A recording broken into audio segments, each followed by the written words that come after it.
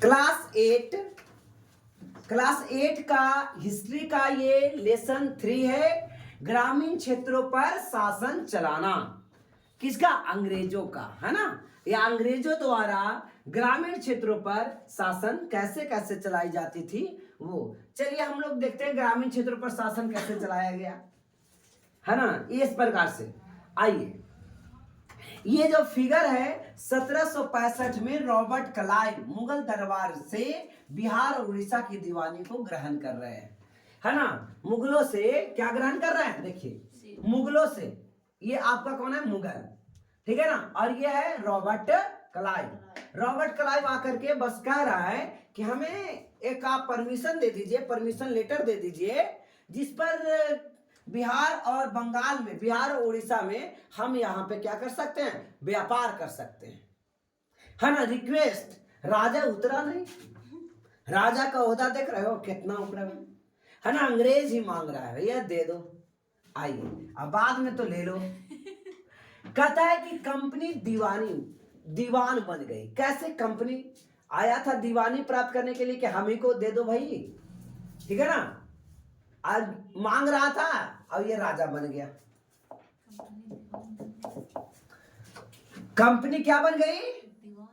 दीवान बन गई, यानी राजा बन गया। दीवान वही रियासत में एक मान लो राजा है, और वहां पे कई लोगों को अलग अलग जगह पर चुन के अपने लोगों को बैठा रखा है, ठीक है ना। तो वही हो गया दीवान, समझ में आया। तो कंपनी क्या बन गई? दीवान बन गई। देखिए कैसे कंपनी दीवान बनी। आपको कुछ पता होगा कि 12 अगस्त 1765 को मुगल बादशाह ने ईस्ट इंडिया कंपनी को बंगाल का दीवान, है ना, दीवान तैनात किया। ईस्ट इंडिया कंपनी को बंगाल का दीवान बनाया, समझ में आ रहा ना। इस बात से पूरी संभावना है कि यह घटना मुट्ठी भर अंग्रेज और हिंदुस्तानियों की मौजूदगी में रॉबर्ट क्लाइव ने तंबू की घटी होगी, है ना। तंबू में घटी हो, मतलब ये कह रहा है कि इतना बड़ा जो फैसला है, ठीक है, ये अकेले नहीं, एक बहुत नॉर्मल ले लिया होगा, आसानी से अकेले ले लिया होगा, लेकिन ऊपर दिए गए चित्रों में इस घटना को एक भव्य समारोह के रूप में दिखाया गया है ना। ये जो बुक लिखने वाला कोई भारतीय में से कोई होगा, लेकिन पेंटिंग वह किसी और ने छपवाया, बनाया, समझे। वही कह रहा है कि इतना बड़ा आप देख रहे हो, जिस प्रकार से एकदम भव्य इस घटना को भव्य रूप से दिखाया गया है, लेकिन ऐसा कुछ नहीं है। यह घटना एक तंबुए में घट गया होगा, है ना। तंबू में मतलब जहां तहां है, ऐसे दीवानी मिल गया, लग रहा हो कि जैसे कुछ नहीं दिया गया, लेकिन इतना बड़ा चीज दिया गया। खैर, कहता है जिसे रॉबर्ट क्लाइव अपने जीवन की यादगार घटनाओं को चित्रित करने का जिम्मा सौंपा था। बंगाल की दीवानी हाथ में आ जाना अंग्रेजों के लिए निश्चय ही एक बड़ी घटना थी, समझ में आ रहा है। बंगाल की दीवानी उसके हाथों में आ गया। 1765 की कहानी है बच्चे, कब की? 1765। आइए कुछ इसके पहले समझते हैं बात को, ये राजा दीवान कैसे बन गया, है ना। जबकि पहले दीवान तो बंगाल का जैसे सिराजुद्दौला अलग अलग लोग हुआ करता था, याद आ रहा है, अलग अलग लोग हुआ करता था। सिराजुद्दौला, मीर जाफर, मीर कासिम, ठीक है ना। तो सुजाउद्दौला अलग अलग, कहीं आपस में कोई है, कहीं कहीं कोई है, कहीं कहीं कोई है। ये अंग्रेज कैसे बन गया और अंग्रेज को ये मिल कैसे गया? तो कारण था ना, अंग्रेज जीत लिया था 1757 में घटना और 1764 में घटना। अब बताइए, 1757 में प्लासी का युद्ध जीत लिया, है ना।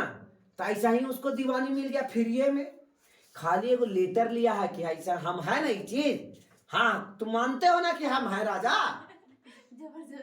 हाँ ना, तो हम मानते हो, तो चल दो। अगला बार कोई पूछेगा तो सर्टिफिकेट पर दिखावेला नहीं होगा कि जमीन मेरा है ना, this property belongs to me. तो कह रहा, अब बताइए 1764 में किसको हराया था? ये तो मुगलों को भी हरा दिया था, बक्सर के युद्ध में 3 लोगों को हराया था, ठीक है। किसको किसको? मुगल बादशाह शाह आलम द्वितीय, मीर कासिम, और अवध के नवाब, सॉरी, बंगाल के नवाब मीर कासिम और अवध के नवाब सुजाउद्दौला को हराया था। किसको हराया? सुजाउद्दौला। अब बताइए, ऐसे भव्य दरबार में लिया होगा है? दे दो। और उस समय का जब बंगाल में दीवानी, इसको बिहार और उड़ीसा की दीवानी जब मिल रही थी बंगाल के साथ साथ, ठीक है, तो उस समय कौन सा बादशाह था? मुगल बादशाह शाह आलम द्वितीय होगा। कौन होगा? शाह आलम द्वितीय। लेकिन ऊपर दिया, चलिए खैर, ये बातें समझ में आ गए बच्चे? ये क्वेश्चन समझ में आ गया? आइए, कहता दीवान के तौर पर कंपनी अपने नियंत्रण वाले भूभाग के आर्थिक मामलों की मुख्य शासक बन गई थी। जब दीवानी मिल गया उसको तो वो शासक बन गया। अरे दीवानी मिलना मतलब शासक बनना है ना। दीवान के तौर पर कंपनी अपने नियंत्रण वाले भूभाग के आर्थिक मामलों की मुख्य शासक बन गई। आर्थिक मामला मतलब पैसा, लेन देन, व्यापार जो भी है उसका मालिक कौन होगा? अंग्रेज होगा।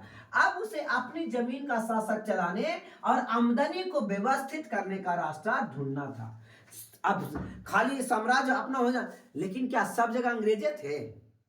देखिए बेटे, होता क्या है कि मान लिया जाए ये एक राजा का घर है और एक सीमा ये राजा का आता है, ठीक है। अब ये राजा ने इस पर अटैक कर दिया, अब अटैक करके जीत भी लिया, ठीक है। तो जीत लिया, यहाँ पे 100, 200, 500 गांव भी होगा, 10 लाख 50 लाख सैनिक थोड़ी ना, सब सैनिक भी युद्ध में भाग लेता है कि युद्ध में किसान भाग ले रहे थे। यहाँ पे तो युद्ध में किसान भाग नहीं ले रहे। अगर भारत और चीन के बीच युद्ध हो तो हम लोग को से कोई प्रभाव है? नहीं प्रभाव पड़ेगा। संवेदना हमारे साथ रहेगी, ठीक है, कि अगर कोई मान लो कि शहीद हो गए, वहां पे हम लोग खेद प्रकट कर सकते हैं। क्या गुस्सा में जाके बंदूक उठाए और जाके भूंज के चला सकते हैं? ऐसा कुछ करेंगे? नहीं करेंगे। अब बताइए, ये इतना बड़ी जमीन है तो इस पर जनता भी रहते होंगे, यहाँ खेत भी होगा। खेतवा में क्या जीत लेगा ये राजवा, तक कहेगा कि तुम लोग यहाँ से भाग जाओ और हम खेती करेंगे? नहीं, सब चीज जैसे के तैसे रह जाएगा। राजा समर्पण कर दिया, राजा हार गया। और कभी कभी तो युद्ध होता है नहीं, उसके पहले ही संधि हो जाती है कि तुम युद्ध करना चाहते हो कि संधि। संधि मतलब तुमको रह देंगे, कुछ नहीं करेंगे, लेकिन जितना भी होगा हमारा पहुंचाना होगा 70%। अगर नहीं काय पहुंचावेंगे तो आजा मैदान में, है ना। तो मैदान में यहाँ पे क्या लड़ाई हो गया। बातें कुछ समझ में आ गया बच्चे? तो यहाँ पे जो किसान लोग हैं, यहाँ जमीन है, अब इसका दीवानी मिल गया, ये तो राजा बन गए, दीवान बन गए। अंग्रेज क्या बन गए? दीवान बन गए। अब इस साम्राज्य को चलाने के लिए भी पैसा चाहिए, यहां से जो टैक्स का कलेक्शन भी उनको चाहिए। तो बताइए, उसके लिए कुछ नियम कानून होगा ना, वही कह रहा है। अब यहां से फिर से पढ़िए, बातें कुछ समझ में आया? दीवान के तौर पर कंपनी अपने नियंत्रण वाले भूभाग में आर्थिक मामलों, कौन सा मामले? आर्थिक मामले की खुद मुख्य शासक बन गई। आर्थिक मामला का मुख्य शासक कौन था? अंग्रेज बन गया। जब उसको दीवानी मिली गया तो अंग्रेज बन गया। अब उसे अपनी जमीन का शासन चलाने के लिए, क्या चलाने के लिए? शासन चलाने के लिए और आमदनी को बढ़ाने के लिए रास्ता ढूंढना था, नियम कानून लगाना था कि इतना % आपको टैक्स लगेगा, इतना % वहां से टैक्स लगेगा, ऐसा भूमि रहेगा तो इतना % टैक्स देना होगा, जो 4 गो हाथी रखेगा उसको इतना पैसा देना पड़ेगा, जिसके पास खाली वो कुत्ता है उसको इतना देना पड़ेगा। ऐसे करके नियम कानून लगेगा ना, ठीक है। कहता है इसके लिए रास्ता ढूंढना था। कह रहा इसके लिए उसे एक ऐसा रास्ता ढूंढना था जिससे कि कंपनी के बढ़ते खर्चों को पूरा करने के लिए काफी आमदनी जुटाई जा सके, है ना। पहले के राजा तो इतने अति नहीं रहा करते थे। जो भारतीय राजा थे, भारतीयों के प्रति संवेदना रहती थी कि भाई इसके पास उतना लगान नहीं हो तो कहां से देगा लगान, है ना। आज इसको तो नहीं, हमें तो चाहिए। कंपनी अगर कोई बड़ी कंपनी खुली वो तो फायदा देखेगा, प्रॉफिट नहीं तो बंद, कंपनी बंद। और वो देखेगा जनता कैसे घुस पिसा रहा है उसके पीछे। आज जियो का रिचार्ज गरीब आदमी भी रिचार्ज कर रहा है उतने पैसा से, अमीर आदमी भी रिचार्ज कर रहा है उतने पैसा से, है ना। वो ये चीज देखा। लेकिन सरकार हमारी है, सरकार हमारी है तो क्या करता है, ऐसे चीजों पर कभी कभी छूट देता है, जैसे चावल दाल पे, कि चलो गरीब आदमी खरीदेगा तो इतना में, अमीर आदमी खरीदेगा तो इतना में, मिलता है कि नहीं। अगर मान लो ट्रैक्टर खरीदना है, अमीर आदमी जाएगा तो उसको 5 लाख में, अमीर आदमी जाएगा तो उसको 2 लाख में। होता ऐसा? एगो साइकिल खरीदना है, होगा ऐसा? क्या समझ में? लेकिन लग रहा नहीं सब होना चाहिए था, ऐसा कहे नहीं भाई, और जगह पे ऐसा नहीं है। चलिए खैर, तो बच्चे इस प्रकार से उसे क्या चाहिए, कंपनी ऐसे करता है ना, सरकार सब्सिडी डालती है। कौन? सरकार। कह रहा है कुतुबन कि सलाम नाम काहे ले लिया था, नाम तो याद थे नहीं। चलिए, तो इसलिए भूख रहा है थोड़ा सा। आइए, कहता है जिससे कंपनी की बढ़ती, यानी ये तो प्रॉफिट चाहिए। कार बनाने वाली कंपनी ये देखता है कि तुम गरीब हो, है ना, फटल पहन के आया है भाई, तो चलो तुमको 100-200 माफ कर देते, 1000, है ना, 50,000 माफ कर दे। ऐसे करेगा वो? नहीं। अब अमीर खाने से कम लेता है ऐसा पार्टी, है ना, गरीब खाने से और ज्यादा लेता है। ठीक है, आइए, कहता है व्यापारिक कंपनी के नाते उसे यह ख्याल भी रखना था कि वह जरूरत की चीजें खरीदती और बेचती रहे, है ना। खाली राजा नहीं अभी तो बना है, अभी भी तू व्यापार कर रहा है, समझ में आ रहा? नहीं तो कंपनी लॉस जाएगी ना। बात को समझ में आया? ऐसा हो गया था ना बंगाल में, एक बार ऐसा हुआ था, 1773 की घटना है, 1773। ये आगे चल गई ना, 1763 भी नहीं आया है, ठीक है, अभी 65 चल रहा है ना। इतना पैसा खाली ताना किसको से? जनता से, ऐसे ऐसे नियम कानून लगा करके, और सामान बेच भी नहीं रहा है, सामान वैसी है, खाली पैसा कमा रहा है। किधर से? लग रहा है राजा बन गए। अब व्यापारी नाम का चीज खत्म कर दिया, और जे जितना अंग्रेज कमा रहा है अपन घरे ढो रहा है, और इससे कंपनी को लाखों करोड़ों का नुकसान हो गया। अब 10 लाख पाउंड, कितना? 10 लाख पाउंड, कितना? 10 लाख पाउंड अंग्रेज से लेने, यानी इंग्लैंड से इसको मंगवाना पड़ा फिर से कंपनी को चालू करवाने के लिए। एक तो इतना पैसा भी आ रहा था, तैयो कंपनी लॉस में चला गया। कहाँ जाएगा? नहीं, कंपनी लॉस में। ए बच्ची, नीचे या मुड़ी गाड़ ले, ऐसे गाड़ ले, हमें इतना खराब लग रहा है, समझ में आ गया? तो इतना लॉस हुआ कंपनी को, इतना लॉस हुआ कंपनी को। कैसे लॉस हुआ समझ में? कमाया से गाड़ी लेके। आप इसमें इन्वेस्ट नहीं कर रहे हैं। कपड़ा की जो कंपनियां थी या जो चीज बेचने के लिए यहाँ लाए थे, उस चीज में इन्वेस्ट नहीं कर रहा है। अब बताइए, जब लॉस हो तो कहा कि 10 लाख तो देंगे, है ना। ये तो सोच ही रहा था कि प्राइवेट कंपनी है, कैसा हो उसका नब्ज को पकड़ो, 10 लाख देंगे। लेकिन अब तू अपन मन से वहां जे मन से नहीं कर सकता, हम कानून बनाएंगे, है ना। इसीलिए पहला कानून आया 1773 में, रेगुलेटिंग एक्ट। कहां से? इंग्लैंड से कानून आया। कुछ बात समझ में आया? फ्री के कोई दे देगा पैसा? ठीक है, चलो पैसा देते हैं, लेकिन उसके बदले में अब हम कानून बना के आपको कहेंगे, और आपको ऐसे करना। अब वहां से पहले कंपनी भेजती थी, है ना, इस बार चलो वो जाएगा। आप कंपनी नहीं भेजेगा उसको, गवर्नर को। अब वहां के संसद में पास होगा, पार्लियामेंट में पास होगा कि इस बार गवर्नर जनरल बनने के लायक कौन है। बातें को समझ में आ रहा है? यानी अब ईस्ट इंडिया कंपनी अब खुला साड़ नहीं रहा, अब किसी के लगाम में हो गया। अब उसको कंट्रोल करने वाली ब्रिटेन एक देश थी, ब्रिटेन की महारानी उसको कंट्रोल करे, पूर्ण रूप से नहीं, है ना, थोड़ी सी, मतलब अभी भी कहो तो उसी ढंग से है, लेकिन यहां पे आप समझ सकते हैं। ओके, ऐसे 1800, ये घटना 1857 में सबसे ज्यादा हुआ था। 1857 में ईस्ट इंडिया कंपनी मान के चलो समाप्त हो गया। अब ब्रिटेन का कब्जा था। किसका कब्जा था? 1857 में। लेकिन यहीं से धीरे धीरे बागडोर हाथ में आ रही है। समझ में आ रहा है ना? क्या बच्चे आपको समझ में आ गया? बोलिए, अरे बोलो तो। Yes, no, very good. Sir, तो ब्रिटिश कंपनी और ईस्ट इंडिया कंपनी अलग थी। अरे ब्रिटिश दोनों अलग कैसे? दोनों तो एक है। अरे ब्रिटिश राजा, East India Company private company है। हाँ, वही की कंपनी है। तब प्राइवेट अपन मनमौजी से ना काम करता है। अरे जियो वाला के जब मन करता है तब बढ़ा देता है, लेकिन वही सरकार को होता था थोड़ा सा ये देता कि नहीं देता। आप समझ में आया?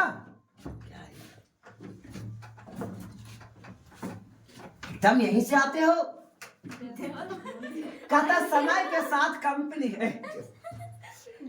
समय के साथ कंपनी को यह भी समझ में आने लगे कि उसे सावधानी के साथ आगे बढ़ना होगा, है ना। पूर्ण रूप से सिर्फ और सिर्फ क्या पर व्यापार पर, सॉरी, पूर्ण रूप से खाली राजा बन के मत रहो, व्यापार पर भी ध्यान देना होगा, ठीक है ना।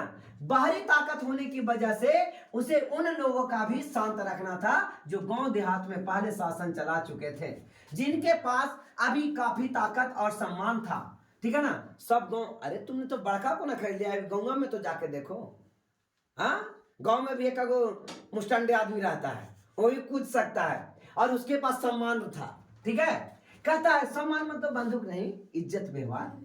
ऐसे लोग जो स्थानीय सत्ता में रह चुके थे उन्हें नियंत्रित करना तो जरूरी था, लेकिन खत्म नहीं किया जा सकता था, ठीक है।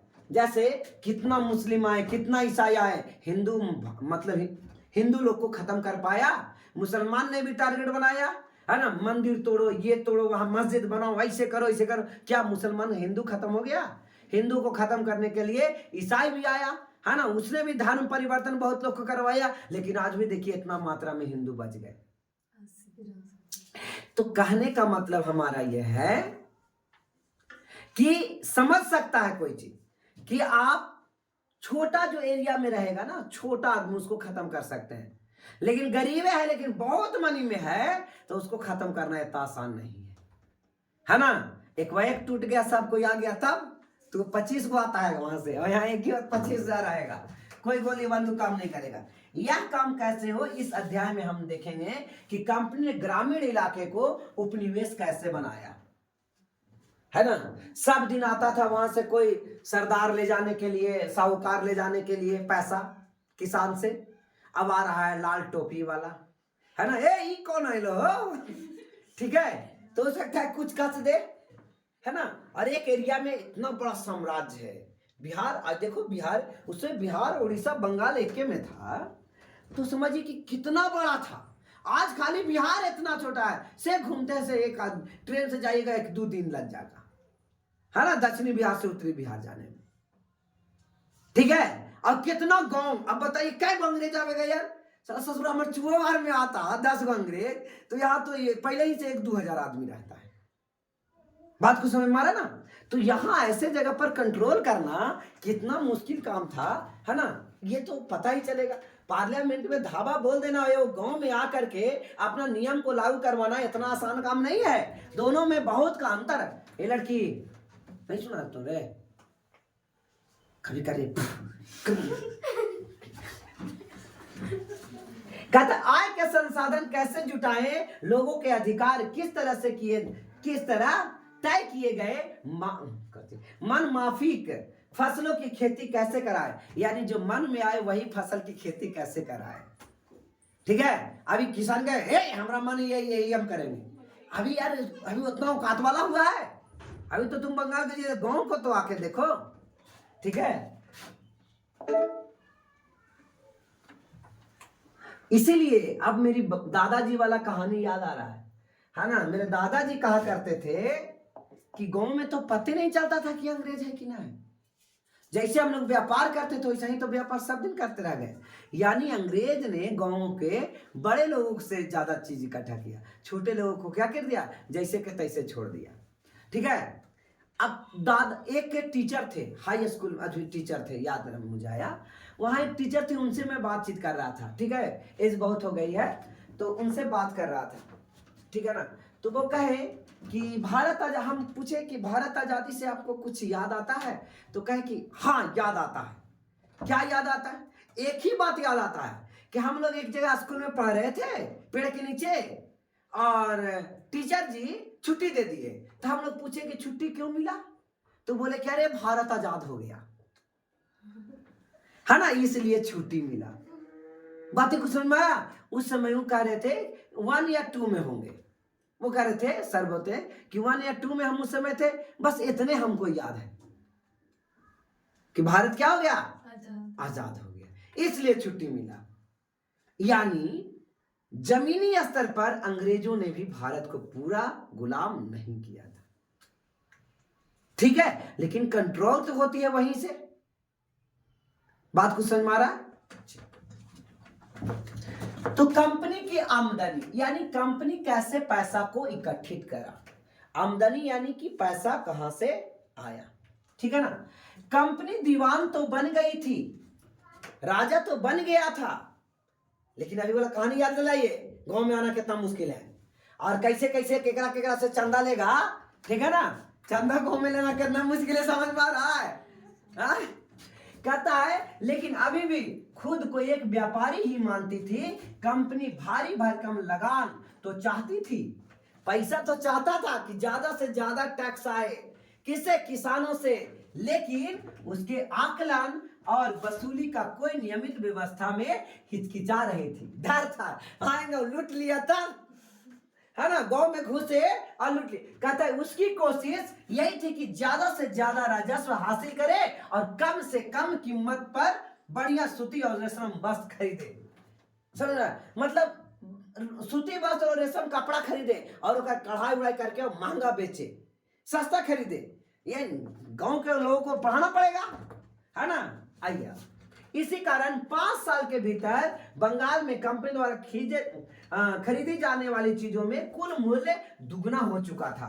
1765 से पहले कंपनी ब्रिटेन से सोना और चांदी का आयात करती थी। अभी जो क्वेश्चन आपको पढ़ाया ना बेटे, वो वाला आएगा। किसके पहले कह रहा है? 1765 से पहले, 1765 से पहले। 1765 में भी डायरकी लगा था। अब ये लगा कि द्वैत शासन प्रणाली, यहां भी आया था 1765 में डायरकी। अब अभी जो पढ़ाया वो भी डायरकी था, द्वैत शासन। लेकिन यहां जो 1765 में है, ये डायरकी वैसा नहीं था। ये वहां के नवाब और अंग्रेजी गवर्नर के साथ में था कि कुछ काम आप कीजिए और कुछ काम आप कीजिए। और वहां डायरकी किसके लिए था? है ना, वहां डायरकी था एक संघ के लिए और विधानमंडल के लिए, ठीक है, विधानमंडल के लिए। आइए, तो 1765 से पहले कंपनी ब्रिटेन से सोने और चांदी का आयात करती थी। इन चीजों के बदले सामान खरीदती थी। अब बंगाल में इकट्ठा होने वाले पैसे से ही निर्यात के लिए चीजें खरीदी जा सकती थी। यानी अब सोना चांदी की कोई जरूरत नहीं है, अब आपको मिल जाएगा उसी पैसे से। कहता है जल्दी ही यह जाहिर हो गया कि बंगाल की अर्थव्यवस्था में गहरे संकट में फंसती जा रही थी। आ गया पॉइंट, बताया ना, बहुत ज्यादा नुकसान हुआ, ठीक है, बहुत ज्यादा क्या हुआ, नुकसान हो गया। अब सोचता था कि हम अकेले यहां से कर लेंगे। कहता है जल्द ही जाहिर हो गया कि बंगाल की अर्थव्यवस्था एक गहरे संकट में फंसती जा रही है। कारीगर गांव छोड़कर भाग रहे थे क्योंकि उन्हें बहुत कम कीमत पर चीजें कंपनी को जबरन बेचनी पड़ती थी। बातें आ गया ना, ये लोग व्यापारी की तरह ध्यान दे रहा है, अब ज्यादा से ज्यादा पैसा कमाना सोच रहा है। तो आदमी बुड़बक है, हम यहाँ रहना नहीं करेंगे, हम चले दूसरा रहने, है ना। तो टैक्स कलेक्शन क्या हो गया, घट गया, ठीक है, जबरन। कहता है किसान अपना लगान नहीं चुका पा रहे थे, ज्यादा टैक्स और नहीं देगा, है ना। अब मान लिया जाए कि हमें मान लिया किसी से 1 लाख रुपए बाकी है, 1 लाख, और कहेंगे हमको 70,000 चाहिए, तू नहीं देगा। लेकिन वही कहना कि अरे अर्जेंट है, बस 1,000 दे दिए। चला ओकरा पास नहीं रहेगा ना, दूसरा कोई मांग के 1,000 दे देगा। अच्छा होगा ऐसे कि नहीं होगा, है ना। ऐसे ना स्कूल में फी बाकी रहता है तो हम करते हैं, ठीक है। जिसके पास 10-15 हजार बाकी रहता है उसको हम उतना नहीं मांगते हैं, कहते हैं कि बस ज्यादा नहीं, 2,000 का काम है, काम रहता है नहीं, 2,000 मंगवा लिए, अब मंगवा लिए 2,000, कम से कम उतना आ गया ना। ये कहते हैं हमको 15 के 15 चाहिए, तो सोचता कि अच्छा 15 दिन के बाद मिलिए, ठीक है। तो उसे बढ़िया है कि आपको कल मिल गया ना पैसा। अब यहाँ पे ऐसे हम लोग भी करते हैं, सबको हम लोग भी करते हैं। आपको चाहिए ना, पूरा मिल जाएगा, 1 महीना बाद आइएगा, है ना। अब अगर अभी थोड़ा सा मांगिएगा तो मिलेगा। चलिए बातें समझ में आ रहा है बच्चे। तो कारीगर का उत्पादन गिर रहा था, खेती चौपट होने की कगार पर आ गया था। गायब हो गए। बंगाल में मुर्शिदाबाद की एक साप्ताहिक हाट था, बाजार, ठीक है ना। मुर्शिदाबाद कहाँ है, बंगाल में है, ठीक है ना। मुंगेर से मुर्शिदाबाद, आइए, कहते हैं ग्रामीण इलाकों के किसान और कारीगर अपनी चीजें बेचने और जरूरत की चीजें खरीदने के लिए नियमित रूप से बाजार में आते थे। आर्थिक संकट के समय इन बाजारों बहुत बुरा असर पड़ा।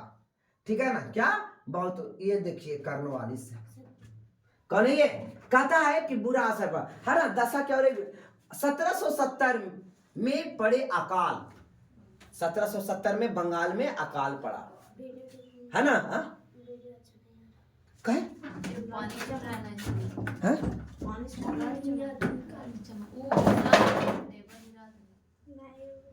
ऐसे ही शुरू से है।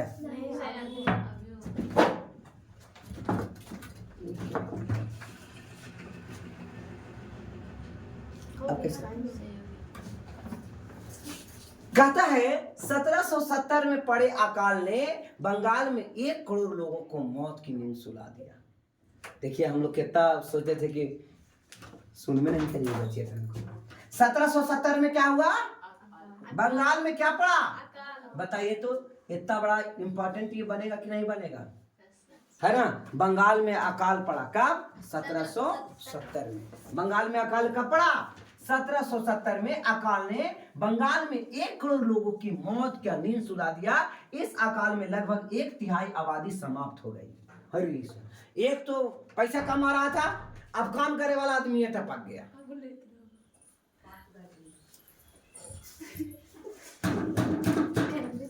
क्या समझ में आ रहा है, कहता है खेती में सुधार। बताइए 1 करोड़ आदमी मर जाना यहाँ है, इसको आप पहचान लिए ना, यह लॉर्ड कार्नवालिस जिस समय अस्थायी बंदोबस्त, आपको अस्थायी बंदोबस्त कार्नवालिस के नाम है, अस्थायी सब पढ़ाया हुआ है। अस्थायी बंदोबस्त है ना, ये इस्तेमारी बंदोबस्त, कार्नवालिस, सब कार्नवालिस याद रखिए। कार्नवालिस बंगाल में गवर्नर जनरल था। तो खेती में सुधार की जरूरत, आगे देखिए, कहता है खेती में सुधार की जरूरत। अगर अर्थव्यवस्था संकट में थी तो क्या कंपनी अपनी राजस्व आय के बारे में अस्वस्थ रह सकती थी, है ना। सोचेगा ना कि अरे भाई खेती में सुधार करो, और नहीं तो फिर एक तो इतना लॉस हो गया, इतना इसे लॉस हो गया, पैसा भी कम आ रहा है। कंपनी के ज्यादातर अफसरों को यह लगने लगा था कि जमीन में निवेश करना और खेती में सुधार लाना जरूरी है ना, और नहीं तो टैक्स नहीं मिलेंगे। यह काम किस तरह किया जा सकता था, इस सवाल पर 2 दशकों तक बहस चली, यानी 2 दशक मतलब 20 साल तक बहस चला। आखिरकार कंपनी 1793 में अस्थायी बंदोबस्त लागू किया। VVI लाइन मिला। अस्थायी बंदोबस्त कब आया, 1793 में, है ना, अस्थायी बंदोबस्त। इस बंदोबस्त की शर्त हिसाब से राजाओं और तालुकदारों की जमींदारों के रूप में मान्यता दी गई। कहता उन्हें किसान से लगान वसूलने और कंपनी के राजस्व चुकाने का जिम्मा सौंपा गया। यानी अब यहाँ ये लोग अलग अलग चीजों में बांट दिए, है ना। भारतीय ही रहेगा, वही लगान लेगा और बाद में वो अंग्रेज को पहुंचा देगा। ठीक है, और सब जमीन पर, जिसका जमीन ज्यादा है वो ज्यादा देगा, जिसका जमीन बंजर है वो थोड़ा कम टैक्स देगा, जिसका जमीन अच्छा है वो ज्यादा टैक्स देगा, है ना। अब बताइए, पहले था कि तो कितना जमीन है, तो 3 बीघा 3 क्विंटल, तुम्हारा कितना है, 4 बीघा 4 क्विंटल। अब बताइए, ये तो नहीं पूछा 3 बीघा जमीन कैसा है। अब उसके पास 4 बीघा जमीन है, लेकिन 4 बीघा में 3 बीघा बंजर है, जेकरा में खेती नहीं होता, एकाध बर्तनी मनी, है ना, मरुआ धान हो गया तो हो गया, पानी हुआ तो ठीक, और नहीं हुआ तो वो भी गया। तो बताइए अब 4 क्विंटल फिर कहां से देगा, ठीक है ना। तो इस प्रकार से व्यवस्था इसमें करा गया, ठीक है ना। आगे देखिए, तो अस्थायी बंदोबस्त किसने लाया, लॉर्ड कार्नवालिस ने लाया। किसने लाया, लॉर्ड कार्नवालिस ने। कहता है कि उनकी ओर से चुकाई जाने वाली राशि अस्थायी रूप से तय कर दी गई, यानी कितना होगा ये तय कर दी गई। इसका मतलब यह था कि भविष्य में कभी भी उनको इजाफा नहीं किया जाना था, मतलब बढ़ाएगा नहीं, इजाफा मतलब बढ़ाएगा नहीं। अंग्रेजों को लगता था कि उन्हें नियमित रूप से राजस्व मिलता रहेगा और जमींदारों को जमीन में सुधार के लिए खर्च करने का प्रोत्साहन भी मिलेगा। कम पैसा देंगे, कम पैसा लेंगे, है ना, तो ये लोग अच्छा से खेती करेंगे। और जाएंगे और देखेंगे कितना एकड़ घर हो गया, 10 बड़ा उठा के चला वो, है ना। तो कहेगा ऐसू लेके जाता हो, ऐसू लेके जाएगा, लेकिन कह रहा है कि नहीं हम इतने लेके जाएंगे। अब कितना उपज करो उससे हमें कोई मतलब नहीं है, हम कितना लेके जाएंगे, इतने लेके जाएंगे, तो उससे अच्छा लगेगा ना। और क्या देखेगा कि यार 50 बोड़ा हुआ है, तब 20 बोड़ा लेके चल गया, ठीक है, तब वो ज्यादा करेगा नहीं करेगा। तो ये कुछ अच्छा था, अस्थायी बंदोबस्त था, ठीक है ना, प्रोत्साहन मिलेगी, क्योंकि राज्य की ओर से राजस्व की मांग बढ़ाने वाली नहीं थी, इसलिए जमींदार बढ़ते उत्पादन से फायदे में रहेंगे, अपना उत्पादन बढ़ाते जाएंगे, लेकिन टैक्स तो उतने देना है, फायदा होता कि नहीं होता, इसलिए। आइए समस्या, क्या समस्या थी, ये ज्यादा दिन तक नहीं चला था। रैयतवाड़ी बंदोबस्त भी आया था, बंगाल के रैयतों पर कोलब्रुक का कथन, एक कोलब्रुक वहां के अथी था, ठीक है ना, कहता है बंगाल के बहुत सारे गांवों में कई ताकतवर रैयत खुद खेती नहीं करते थे, है ना, बड़े बड़े जो रैयतदार होते थे वो अपने से खेती नहीं करते थे, वे औरों को पट्टे पर यानी बटाई पर, है ना, जमीन दे देते थे और उनसे भारी लगान वसूलते थे, वह रैयत भारतीय लोग ही, ठीक है ना। 1860 में H.T. कोलब्रुक ने इन काश्तकारों की स्थिति इन शब्दों में बयां की, है ना, तब अरे यार खाली अंग्रेजी पीस रहा है क्या, भारतीयों तो भी पीस ले रहा है। बटाई की भारी शर्तों और मवेशी, बीज, आजीविका व कर्ज के बदले बेगारी से दबे काश्तकार खुद को कर्ज से कभी बाहर नहीं निकल सकते थे, है ना। आप पुराना फिल्म में देखे होंगे, भोजपुरी फिल्म में ज्यादा ही सब बनाता है कि कोई आदमी उसके घर काम करता है, ठीक है, मजदूर बन करके, और इतना पैसा होकर पहले से उधार रहता है कि जिंदगी भर भी काम करेगा तो पैसा खत्म नहीं होगा, है ना। तो वही वाला बात है कि और बेगार मतलब सुनना तो ना, फ्री का काम नहीं कहते हैं, हम तो बेगारी कर ले यहाँ बैठ लिए, इसका मतलब क्या होता है ना, वैसा काम के बदले में पैसा ना दी जाने की व्यवस्था को बेगार कहते हैं, फ्री में काम करवाने की व्यवस्था को बेगार कहते हैं, समझ में आया, क्या कहते हैं, बेगार कहते, याद नहीं है, बेकार नहीं, बेगार, आप लोग बहुत सब लोग नाम सुने होंगे, है ना, कब बेगारी करेंगे, हम तो बेगारी करवे, तो इस प्रकार से ये बेगार हो गया, क्या हो गया बच्चे, बेगार। तो ये क्या कह रहा है यहाँ देखिए, बेगारी से दबे ये काश्तकार, यानी कर्जा के बदले में बेगार करते थे, यानी बेगारी क्या, फ्री के काम करते थे, बस उसको खाने को मिल गया यही काफी था, इतना कर्जे ले लेना कि जब तक चुका रहे होगा से ज्यादा फिर से टैक्स हो जा रहा है, ठीक है ना। तो ये दबे थे, बाहर नहीं निकल सकते, उन्हें जीने को भी पूरा नहीं मिलता था, तो ऐसा भयानक हालत वे दिल में लगाकर काम कैसे कर सकते थे, दिल से काम होगा, मन लगा के काम करेंगे, अच्छा बेगारी वाला काम आप लोग मन लगा के कीजिएगा, पैसा वाला काम मन लगा के, और फ्री का काम चल जितना देरी कर दिए तो कर, और 10 बार नाम लेंगे जाइए ना किए थे, ठीक है, क्या समझ में आया, अब पैसा दे दिए तो उसे सब खत्म, उसके बदला में तो पैसा मिल गया। तो वही कह रहा है कि जब बेगार का काम होगा तो दिल लगा करेंगे, और जब दिल लगा के नहीं करेंगे तो इकोनॉमी बढ़ेगी कहां से बढ़ेगी, यानी ये सब कुछ छुटकारा भी देना बहुत जरूरी है, ठीक है ना। ना ही उन्हें अपनी हालत सुधारने का कोई क्या उम्मीद दिखाई देता था, जैसे एक आदमी के लगे, मान लिया जाए बड़ा बढ़िया है, एक आदमी के लगे अब हमको पर एक बार कर्ज आ जाए 50 करोड़ देना है, क्या कर्ज आ जाए, 50 करोड़, कितना करोड़ देना है, 50 करोड़ देना है, मान लो बिजली बिल ने छापा मार दिया, है ना, हम पकड़े गए और कह दिया 50 करोड़ लगेगा, और नहीं तो जेल, है ना, ले चल भैया जेल ले चल, अगर वह कहता 10,000 लगेगा, है ना, तो इससे मांग करके उससे मांग करके उसको 10,000 दे देते, लेकिन 50 करोड़ देते। अब आइए, आदमी काम कर रहा है के घर में और उसको बाकी है, अब उसको लग रहा है ना अगर कम पैसा बाकी रहता तो दिन रात मेहनत करके उसको चुका देता, लेकिन कहता है साला कितना मेहनत करेंगे हम पैसा चुकता नहीं कर सके, तो ये भी क्या हो गया, उन्हें भी कोई उम्मीद नहीं आती थी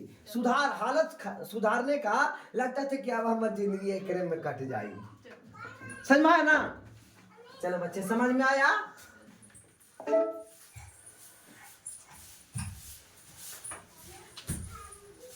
तो समस्या कहता है मगर अस्थाई बंदोबस्त ने भी समस्या पैदा कर दिया, अरे किसान को तो फायदा हो रहा था यार, है ना, किसान इससे खुश थे, अस्थाई बंदोबस्त से किसान खुश थे, लेकिन समस्या पैदा कर दिया।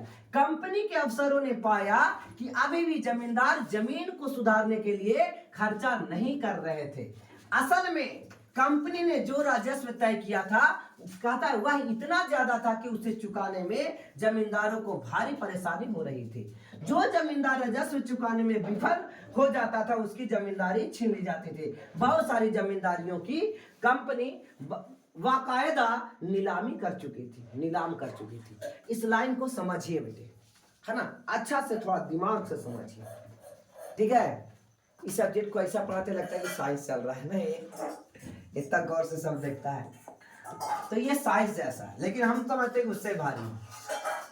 चलिए ये बात को समझिए, ये है जमीन की टुकड़ियां और एक आदमी यहाँ है जमींदार। ये कौन है?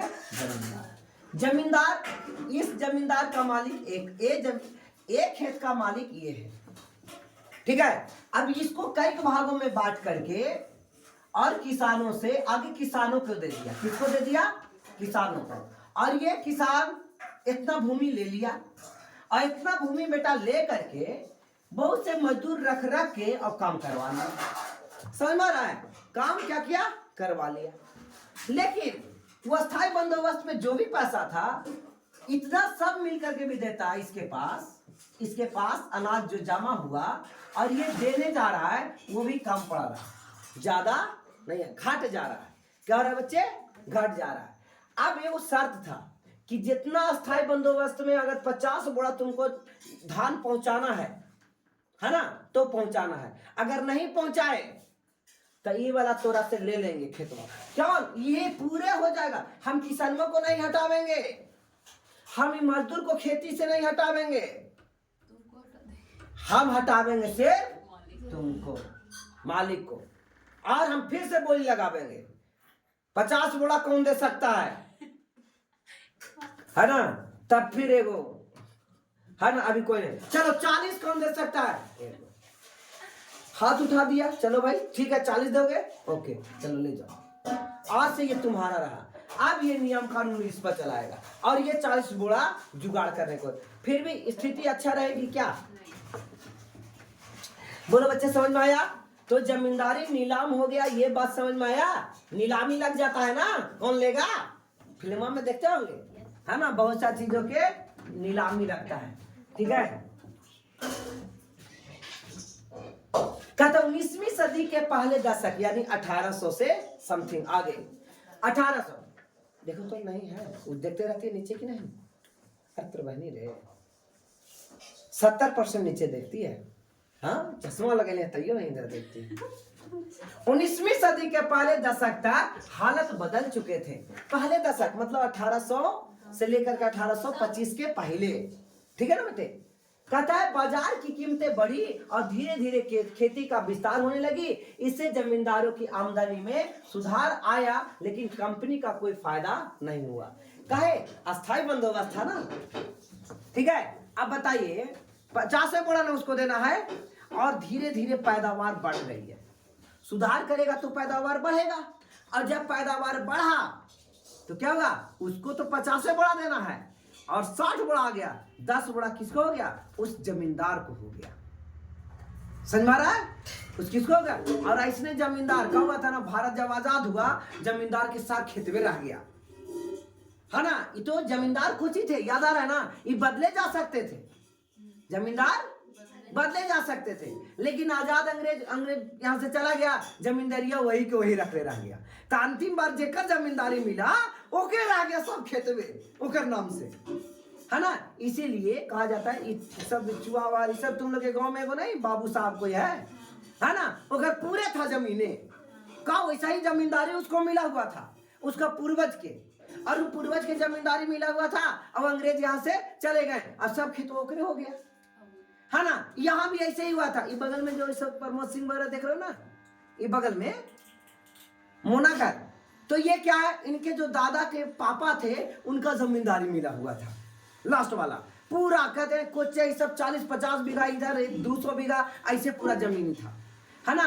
कोई अगर उनको खुश कर देता था ना तो लिख दे जाओ तुम्हारा ये जमीन हुआ।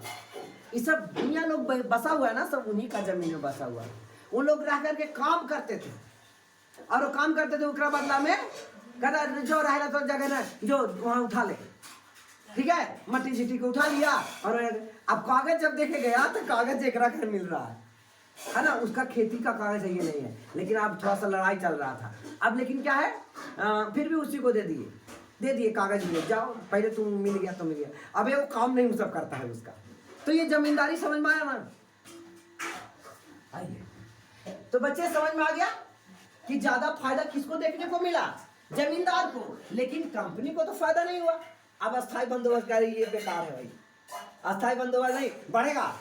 अगर फसल बढ़ेगा तो लगान भी बढ़ेगा, क्योंकि कंपनी को तो हमेशा के लिए राजस्व तय कर चुकी थी, हमेशा के लिए राजस्व तय कर चुकी थी। कौन? कंपनी।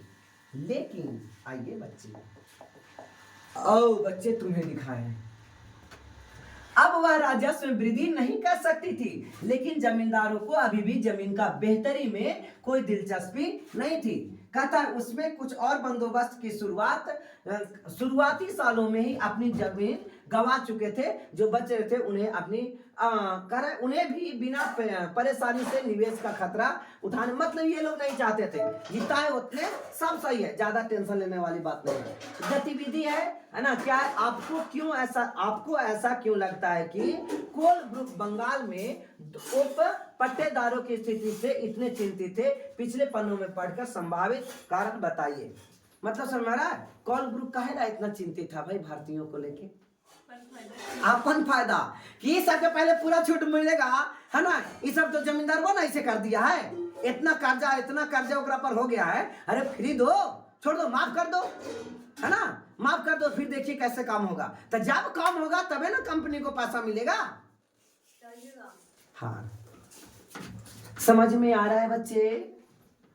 ठीक है, आमदनी की उम्मीद दिखाई थी जब तक जमींदार किसानों को जमीन देकर उनसे लगान वसूल सकते थे, उन्हें जमीन में सुधार का परवाह नहीं था। दूसरी तरफ गांव में किसानों को यह व्यवस्था बहुत दमनकारी दिखाई दे रहा था, है ना, जबरन जो वसूला जा रहा था, इसलिए बहुत खतरनाक, दमनकारी मतलब बहुत खतरनाक दिखाई दे रहा था। ठीक है ना, किसान को जो लगान चुकाना था वह बहुत ज्यादा था और जमीन पर उतना अधिक सुरक्षित नहीं था। ठीक है ना, कहता है लगान चुकाने के लिए अक्सर महाजनों से कर्ज लेना पड़ता था, है ना, आगे तो बीज के लिए कर्ज लो, ठीक है, फिर बीज उससे कर्ज लेके पीट पाट के बेच दिए, और अब लिगानो देना है तो फिर से कर्ज लेना पड़ रहा है। क्या अच्छा आबरी में ये बार ना था, अगला बार वो बार ना। गरीब का हाल ये है, गरीब का हाल ऐसा है कि सूद ब्याज पर अगर कोई पैसा लेता है तो सूद ही देने के लिए भी सूद पर पैसा लेता है ना। लगान चुकाने के लिए अक्सर महाजन मतलब समझ में ना, बड़े लोग, है ना, से कर्जा लेना पड़ा। अगर वह लगान नहीं चुका पाया तो उसके पुश्तैनी जमीन से बेदखल कर दिया जाता था, है ना, जमीन उसके हाथ में कब्जे में नहीं था, न किसान के हाथ में कब्जे था और न जमींदार के हाथों में था। ठीक है, किसानों से लोग खरीद ले लेता था। बताइए, हैं आज के डेट में है। अब है एक नई व्यवस्था। ठीक है बच्चे, चलिए यहां से हम लोग अब एक क्या देखेंगे, एक नई व्यवस्था। कहता है एक नई व्यवस्था, यानी अब यहाँ पे यही वाला तो बात हुआ था कल, क्या हो गया, एक नई व्यवस्था आई, एक नई व्यवस्था। तो आप यहां से कल देखेंगे, ठीक है, एक नई व्यवस्था से कल देखेंगे, ठीक है। तो ये 1.5 घंटा का वीडियोस बन गया, मोबाइल हीट